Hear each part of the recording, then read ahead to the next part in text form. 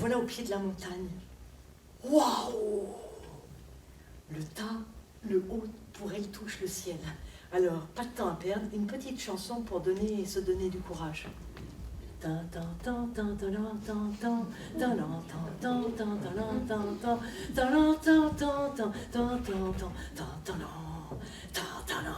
C'est parti.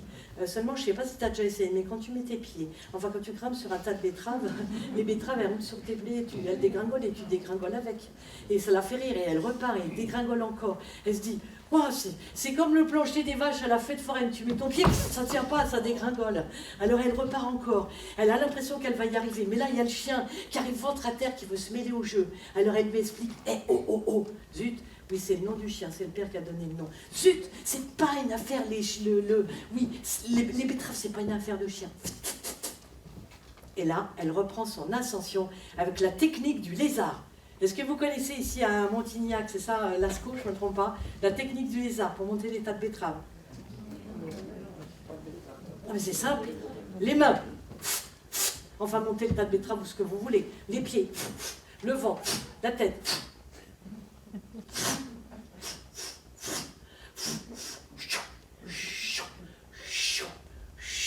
Vous avez vu, ça marche, hein? Elle grimpe de mieux en mieux. Elle a la puissante odeur des betteraves dans le nez. Et elle grimpe, elle s'arrête au milieu du tas. Est-ce qu'elle va s'arrêter là? Non, elle regarde comment c'est en bas. Waouh! Ça ferait presque peur si c'était pas si chouette. Mais elle va pas pouvoir arrêter là, non, ce qui l'intéresse, c'est pas ce qui se passe en bas, c'est ce qui se passe en haut. Et là, elle précise sa technique de reptation. Technique du crocodile, mouvement minimaliste et efficace.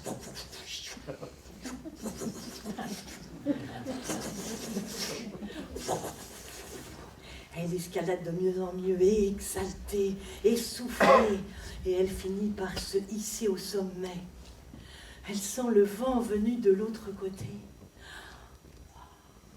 Elle ouvre les yeux. Bulldozer, qu'est-ce que tu fabriques là-haut? You. Ça va, petite tête? Qui me parle? C'est toi? Mais tu sais qui je suis? Et toi, tu sais qui je suis? Je me présente, Thierry le combattant, qu'on a estourbissant d'un coup. Sors d'un coup. J'en veux beaucoup, non?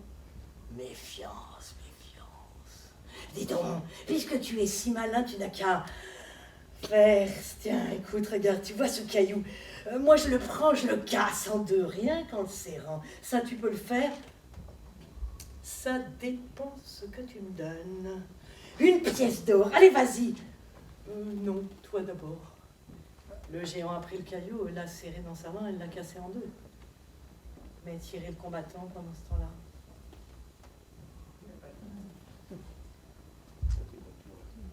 Exactement, j'en avais son. On m'a dit, mais c'est des malins là-bas. Ouais. C'est important. Oui, ça peut sauver. Effectivement, c'est ce qu'il a fait. Il a fait mine de prendre le caillou, mais il a pris la patate cuite. Et il a dit, regarde ce que j'en fais de ton caillou.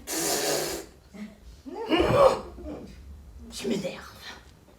Tu vois ce caillou, je vais le jeter en l'air, il va traverser les nuages. Et moi, je te dis, il n'est pas prêt de redescendre. Tu peux le faire, ça?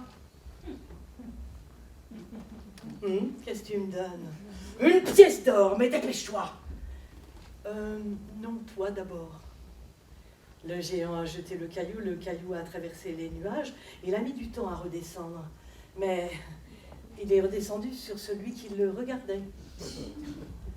Le géant chevelu. Tirer le combattant pendant ce temps-là. Exactement. Oh, vraiment malin. Il a fait mine de prendre le caillou et il a pris l'alouette. Et peut-être vous savez que les alouettes, elles vont toujours... Regarde ce que j'en fais de ton caillou. Et l'alouette, elle n'est pas redescendue. M'énerve. Tiens, voilà tes 2 pièces d'or. Mais à la course à pied, tu pourras pas me battre. Oui, ça c'est sûr, vu la taille de tes jambes et vu la taille des miennes. Mais si tu me donnes un peu d'avance, je crois que je peux y arriver.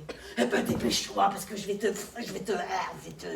Bon, il n'a pas écouté la suite du discours. Thierry le combattant, il a descendu la colline et il a évité les rochers que le géant chevelu lui jetait dessus, sans éviter le plaisir de dire « Oh, arrête de me jeter des caillasses, ça me chatouille !»